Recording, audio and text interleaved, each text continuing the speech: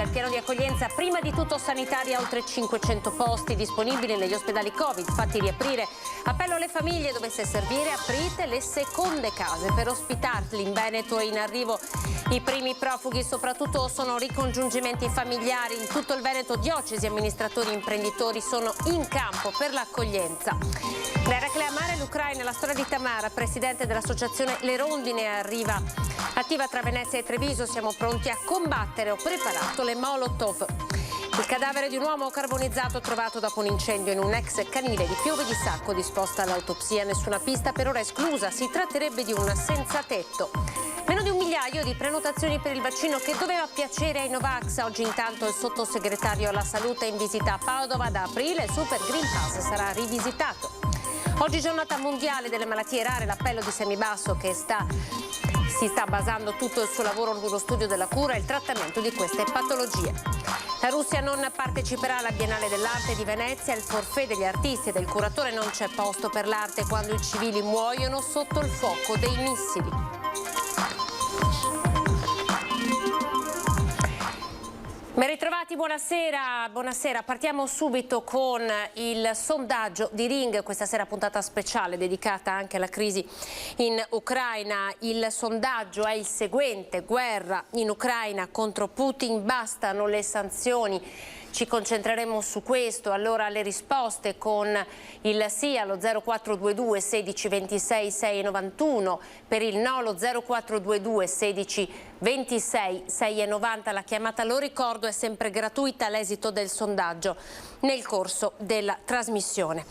E oggi conferenza stampa speciale del presidente Luca Zaia. Ha detto il Veneto c'è assistenza sanitaria in primis e poi l'aiuto anche da parte delle famiglie del Veneto. Il presidente ha chiesto eventualmente di mettere a disposizione anche le seconde case.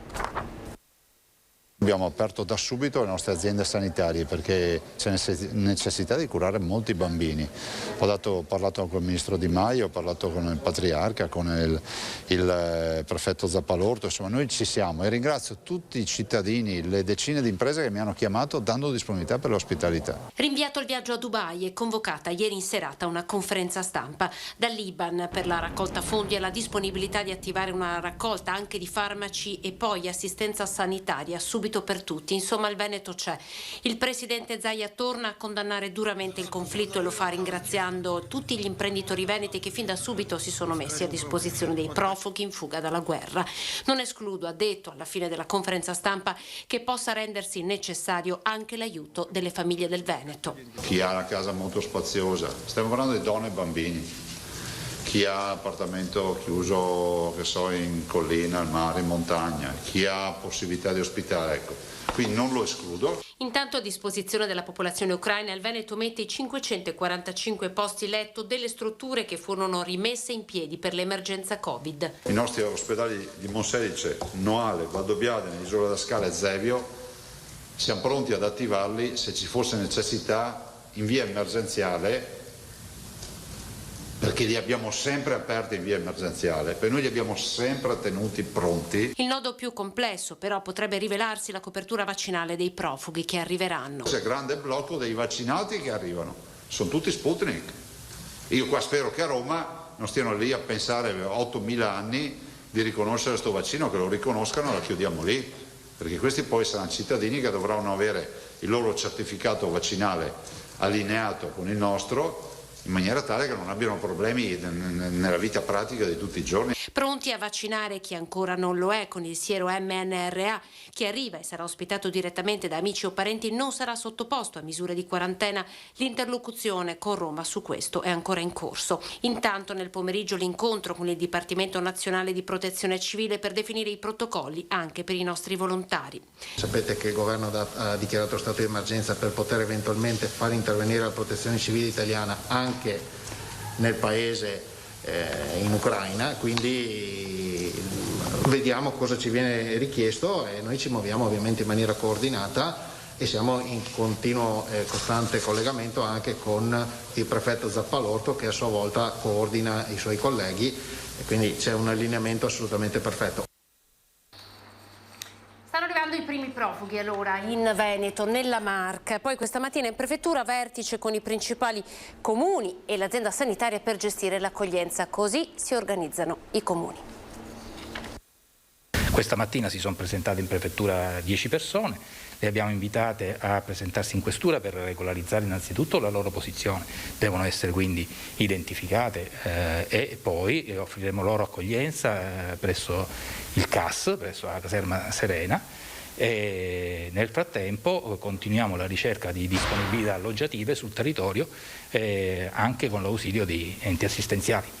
Sono 10 donne ucraine, le prime profughe che stamane si sono presentate in prefettura per chiedere informazioni ed aiuto. Anche in provincia di Treviso la macchina della solidarietà pubblica si è messa in moto attraverso un confronto tra il prefetto ed i sindaci dei principali comuni. Treviso, Castelfranco, Conegliano, Montebelluna, Oderzo, Vittorio Veneto. Si stanno verificando le possibilità di accoglienza, anche se in questo momento non si sa quante persone giungeranno né quali saranno le loro esigenze. Si presume che molti dei profughi in arrivo abbiano una rete di ricongiungimento presso parenti o amici, gli altri verranno accolti nelle strutture dei comuni e della prefettura, come le 10 donne che saranno ospitate all'ex caserma Serena, nel corpo separato che accoglieva le famiglie afghane. Stanotte, nel frattempo, a Godega è arrivata la famiglia ucraina di 6 persone, ospitata dall'imprenditore Sandro Bottega, che aspetta nei prossimi giorni un'altra cinquantina di persone. Fondamentale, sottolinea il prefetto, che chi arriva denunci la propria presenza, sia per regolarizzare la posizione sul territorio nazionale, sia per avere garantita l'assistenza sanitaria.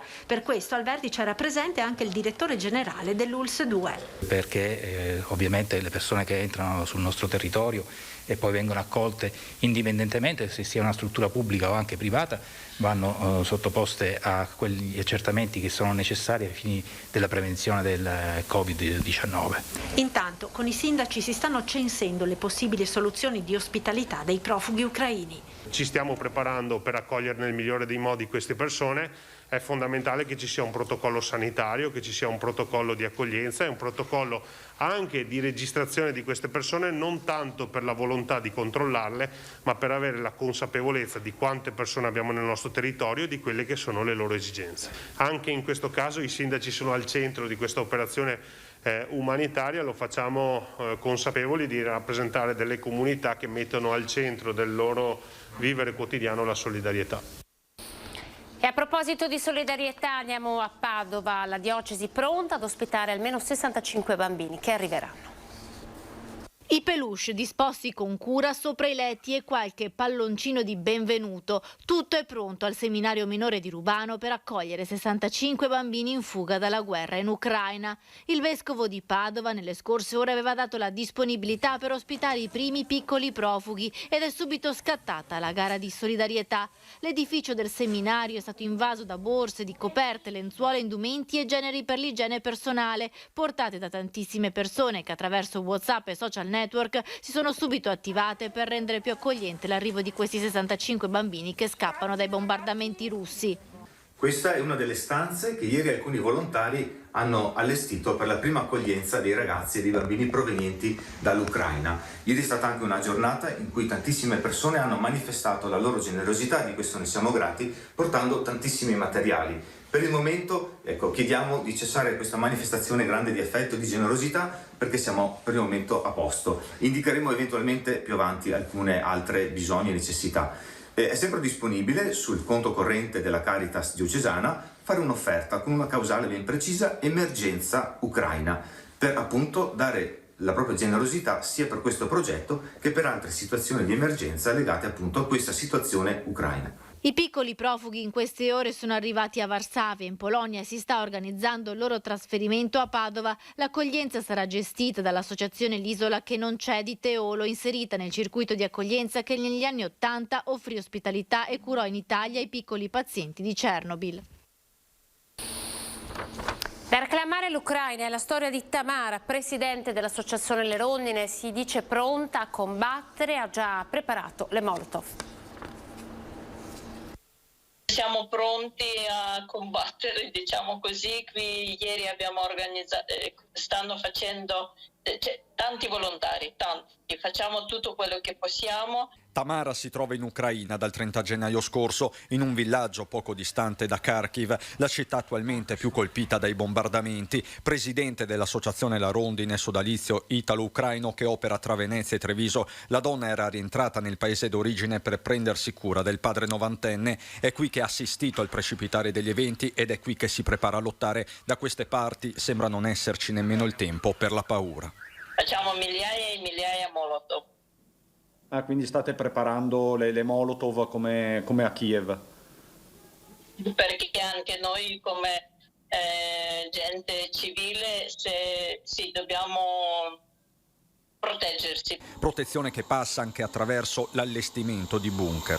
Noi abbiamo questo scantinato proprio sotto il mio appartamento. Sotto io dove abito proprio in tutta Palazzina questo scantinato e siamo pronti, abbiamo portato l'acqua, un po' di cibo, materassi, coperte per stare lì e oggi abbiamo fatto prima prova. Tamara non si perde d'animo e sogna di ritornare presto nella sua Eracle Amare, la sua vita da decenni in Italia dove ha sempre lavorato, prima come addetta alle pulizie, poi come amministrativa e consulente finanziaria. Questo mi manca perché ogni mattina uscivo al mare per camminare. Va bene, torno e ricomincio. Tutti questi chilometri devo recuperare. Intanto dal cuore dell'Ucraina con la sua associazione sta coordinando l'arrivo di viveri. Punti raccolta sono stati allestiti da Venezia a Conegliano. E sta partendo un tir di 24 tonnellate. Questi 24 tonnellate abbiamo raccolto in un giorno e mezzo. La macchina della solidarietà in moto, Tamara lo dice con gratitudine guardando all'Europa e all'Italia, ma forse tutto questo stavolta non basta. Oggi, terza guerra mondiale, dove si combattono due paesi, Russia contro tutto il mondo e Ucraina per tutto il mondo. E quello altro mondo deve svegliarsi, cavolo. Io capisco tutto, tutti i movimenti diplomatici, tutto lento, tutto lungo. Ragazzi, non c'è niente da scherzare perché il nemico già ha bussato a mia porta e alla tua porta. Non ci tiriamo indietro. Stiamo qui. Piove di sacco con la cronaca, il corpo di un uomo è stato ritrovato carbonizzato all'interno di un ex canile. Questa mattina vediamo. È ancora senza nome la vittima dell'incendio divampato all'alba all'interno di questo canile abbandonato di via Fiumicello a Piove di Sacco nella Bassa Padovana. Il pubblico ministero ha disposto l'autopsia che dovrà stabilire le cause del decesso dell'uomo trovato carbonizzato all'interno del casolare. In procura a Padova è stato aperto un fascicolo per omicidio perché tutte le ipotesi sono aperte. La macabra scoperta è stata fatta questa mattina dai vigili del fuoco intervenuti per spegnere il rogo. Il casolare in muratura era avvolto dalle fiamme che erano estese a tutto il piano terra. Dopo aver lavorato per almeno un'ora i pompieri hanno ritrovato il cadavere carbonizzato. L'ipotesi più probabile è che si tratti di un senzatetto che aveva trovato riparo per la notte. L'uomo potrebbe aver acceso un fuoco rudimentale per scaldarsi, probabilmente rimasta accesa della cenere che ha innescato l'incendio. Il corpo si trovava all'interno di una stanza in cui era crollato il soffitto. Sul posto sono intervenuti anche i carabinieri che all'interno dell'ex canile hanno ritrovato altri giacigli di fortuna. Dentro al casolare sono entrati anche i vigili del fuoco del nucleo investigativo che stanno cercando di individuare e capire le cause dell'incendio, se il rogo sia stato accidentale o se qualcuno lo abbia intenzionalmente appiccato. Siamo ai dati del Covid, incidenza tra le più basse in Veneto rispetto a tutto il resto d'Italia. Vediamo. 989 persone non sono tante rispetto ai grandi proclami che ho sentito dire in questi mesi, no? Che il problema non era il vaccino ma era l'RNA messaggero. Voglio ricordare che oggi abbiamo Novavax, abbiamo migliaia di dosi, se qualcuno vuole farsi vaccino può vaccinarsi in tempo reale presso i centri vaccinali. Una media di 100 vaccinazioni per provincia, 989 inoculazioni con Novavax. Il siero che avrebbe dovuto convincere gli irriducibili non decolla e si ferma a poche centinaia di dosi. Rischia di fermarsi dunque all'89,3% la copertura vaccinale in Veneto, un dato valutato comunque positivamente dal presidente Luca Zaia che, tradotto, conta almeno 9 cittadini su 10 protetti. La percentuale dei bambini nella fascia 5-11 si ferma invece al 32,8%. Ma che il vaccino debba ritenersi la nostra arma contro il Covid non v'è però per Zaia dubbio alcuno. A confermarlo il modello matematico predisposto in Regione che ha monitorato l'andamento dei dati tra contagi e ospedalizzazioni. Messe accanto le curve dei ricoveri 2020-2021, 2021-2022 rivelano la forza dei vaccini. Queste sono le curve dei ricoveri confrontate 2020 e 2021-22. La blu è quella di oggi. Si va verso un dimezzamento ancora nei prossimi 7 giorni, andremo sotto i 1000 ricoverati, andremo decisamente sotto le 60 unità in terapia intensiva. Consideri che il massimo raggiunto nella storia del Covid in Veneto sono state 4.000 persone ricoverate e oltre 500 in terapia intensiva. Oggi ne abbiamo 98 in terapia intensiva e 1048 in area medica. Nell'ultimo mese il Veneto è tra le regioni con l'incidenza più bassa a livello nazionale. Dunque avete sentito Novavax non decolla, vi facciamo vedere le fiale che sono arrivate anche a Padova, intanto chiude l'hub vaccinale allestito dall'esercito. Nella pagina iniziale. Ecco le prime dosi di vaccino Novavax arrivate a Padova e somministrate all'interno dell'hub vaccinale del padiglione 6 della fiera. 15.000 quelle destinate all'USL Euganea, 194 le persone già prenotate fino a sabato. Mischiati ai prenotati delle dosi booster, oggi i primi 48 che hanno scelto di vaccinarsi con questo nuovo siero anti-Covid considerato più tradizionale. Un po' costretta perché per andare a lavorare ho bisogno del Green Pass e di conseguenza mi sono dovuta arrendere e fare il vaccino. Come mai ha deciso di vaccinarsi con Novavax? Perché mi dava un po' più fiducia rispetto agli altri che non conoscevo più di tanto. Un vaccino che i vertici della sanità padovana sperano possa convincere i più restii ed allargare così la copertura vaccinale contro il virus. Novavax è un vaccino proteico che viene somministrato in 2 dosi a distanza di 20 giorni una dall'altra. Al momento è riservato alle persone dai 18 anni in su. Confido che anche questa freccia per il nostro arco serva appunto per ridurre quei 100.000 circa vaccini, cioè persone che devono essere appunto vaccinate, e dato che comunque appunto anche questo vaccino appunto si sta dimostrando sicuro. Come annunciato nelle scorse settimane, gli hub vaccinali iniziano progressivamente a chiudere. Oggi la cerimonia di chiusura e ringraziamento del polo vaccinale allestito dall'esercito all'interno dell'ospedale militare di Padova. È fatto di cuore, io lo so, quello non ho dubbi, guardate, veramente bravi, avete fatto una cosa eccezionale. Aperto a fine aprile 2021, l'hub, gestito dall'esercito, ha somministrato oltre 80.000 dosi di vaccino anti-Covid. È una grande esperienza perché ci ha dato la possibilità di confrontarci anche con la sanità civile e tutti assieme abbiamo raggiunto degli obiettivi che sicuramente sono favorevoli. Nel Padovano Legnaro oggi è arrivato anche il sottosegretario alla salute Andrea Costa, lo ascoltiamo. Dal governo un'iniezione di fondi alle regioni per risanare la spesa sanitaria durante il Covid e per recuperare le liste d'attesa che non sono state smaltite durante le fasi più acute della pandemia. In visita all'Istituto Zooprofilattico delle Venezie di Legnaro, il sottosegretario alla salute Andrea Costa ha affrontato i temi della ripresa sanitaria con la necessità di nuove assunzioni negli ospedali e la necessità di rivedere il numero chiuso per le facoltà di medicina. Oggi c'è la consapevolezza che non possiamo più permetterci di avere ospedali con personale sottodimensionato, dobbiamo assolutamente creare le condizioni affinché il personale ci sia. Per far questo ovviamente stanziare risorse. Sotto questo aspetto il governo ha dato risposte importanti, incrementando il Fondo Sanitario Nazionale e avendo la disponibilità anche dei fondi del PNRR, ma dobbiamo anche ragionare sul numero chiuso a medicina e sul numero chiuso nella scuola infermieri. Grazie al vaccino siamo in una fase calante della pandemia, si va verso la convivenza con il virus ed è molto probabile che si andrà anche verso una dose annuale di vaccino contro il Covid, così come quello che si fa per l'influenza.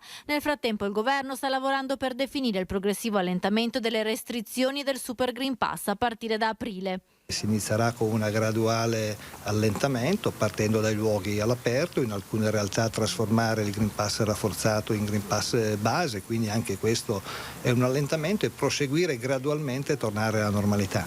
In visita ai laboratori dell'Istituto Zooprofilatico, il sottosegretario ha ringraziato i tanti ricercatori e scienziati che proprio qui per primi hanno sequenziato la variante Delta del virus e che continuano a studiare le mutazioni del Covid.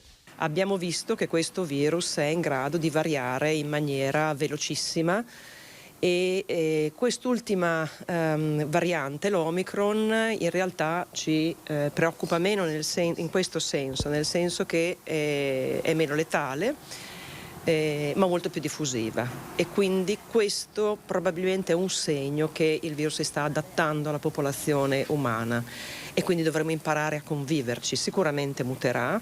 Io mi aspetto che non muti più in maniera aggressiva nei confronti dell'uomo. Andiamo in pubblicità, tra poco.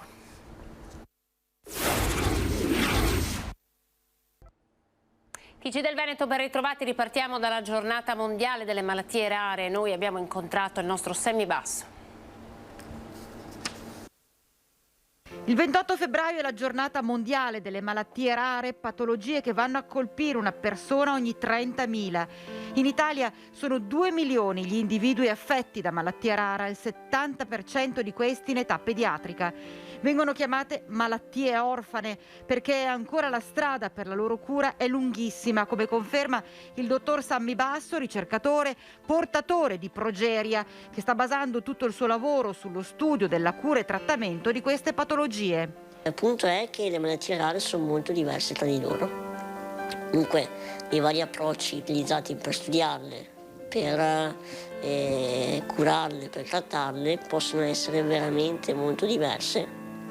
E ci si lavora tanto, però serve una giornata che poi è simbolica, no?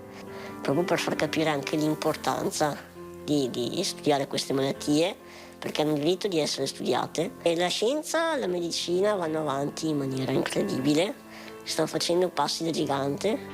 La ricerca, nonostante possa contare su grandi menti, dichiara Basso, manca di fondi. Servono molti fondi, sia appunto perché tutti hanno il diritto di avere una salute e di vivere la vita al meglio, ma anche perché la ricerca scientifica in ogni caso è motore per il paese, è un motore di innovazione, e veramente a volte da malattie molto rare su cui insomma si pensa che coinvolgano veramente pochi casi, si fanno scoperte che poi hanno ripercussioni a 360 gradi. Proprio nella progeria, per esempio, noi siamo in grado di andare esattamente dove vogliamo nel DNA e modificarlo. Questo fa sì che una malattia data da una mutazione può essere a livello teorico curata. Tu che messaggio ti senti di lanciare? Le malattie rare molto spesso non vengono ancora definite malattie orfane, proprio per la poca attenzione che c'è verso di queste. Il consiglio è quello di fare rete, di fare network. Quando non è più solo una voce a parlare, ma sono più di una, le cose possono cambiare. Ci vuole pazienza, ci vuole impegno, ci vuole a volte anche tanta sofferenza, nel senso che non si arriva subito all'obiettivo, ma ce la dobbiamo fare.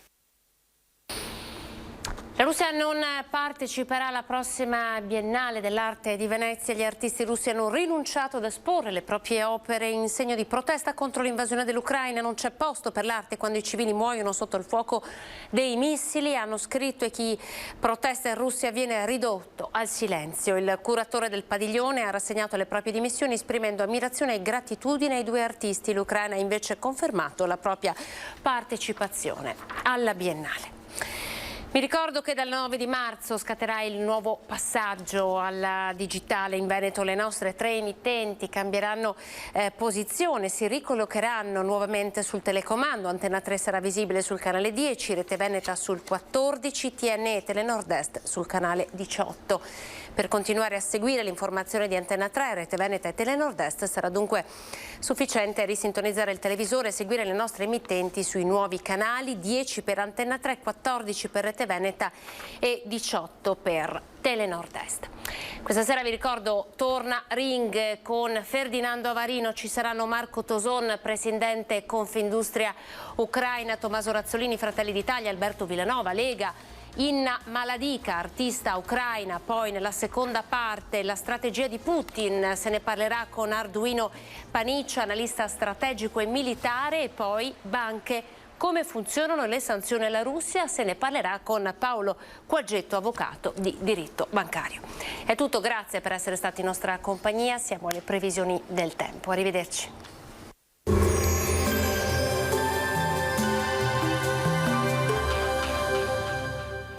Gioielleria Laboratorio Orafo di Livio Darè. Crea e realizza gioielli seguendo i tuoi desideri. Bentrovati al meteo. Sempre alta pressione sul nostro territorio, il martedì grasso che chiude il carnevale sarà dunque all'insegna del bel tempo. Ma vediamo insieme il dettaglio. Sul Veneto il mese di marzo si apre con un contesto meteorologico buono, sarà infatti asciutto e stabile con tanto sole e cielo sereno o al massimo velato, precipitazioni assenti. Gelidi venti settentrionali moderati in quota, tesi in pianura accentueranno la sensazione di freddo. Temperature minime infatti sotto zero quasi ovunque, anche con deboli gelate notturne, massime sugli 8-11 gradi. Ci spostiamo ora sul Friuli Venezia Giulia, anche in questo caso ampio soleggiamento. Su tutti i settori il cielo sarà sgombro da nubi. Temperature minime tra -2 e 2 gradi, massime sui 9 gradi all'incirca. Infine diamo uno sguardo alla situazione del Trentino Alto Adige. Soleggiato dappertutto, anche qui non sono attese piogge e il cielo sarà limpido. Temperature minime intorno a -1, -3 gradi, massime infine sui 10-11 gradi all'incirca. Dal meteo di Antenna 3 per ora è tutto, grazie per l'attenzione, arrivederci.